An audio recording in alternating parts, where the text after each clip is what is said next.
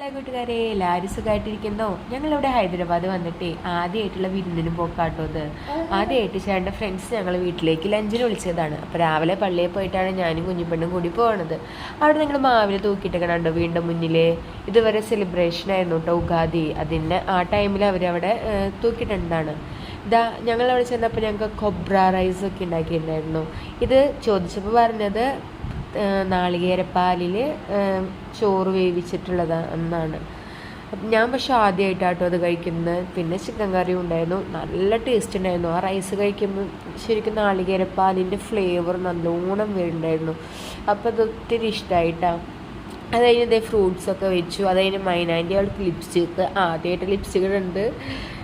അപ്പോൾ അവൾക്ക് ഭയങ്കര ഇഷ്ടമായി. അപ്പോൾ കണ്ണും പൊട്ടും കണ്ണും പറ്റാണ്ടിരിക്കാനായിട്ട് ഒരു കുത്തും കൂടി വെച്ച് കൊടുക്കുന്നുണ്ടായിരുന്നു കേട്ടോ. അപ്പോൾ ഞങ്ങളങ്ങനെ അവിടെ നിന്ന് ഇറങ്ങി. ഏതായാലും അവർ കുറേ മലയാളം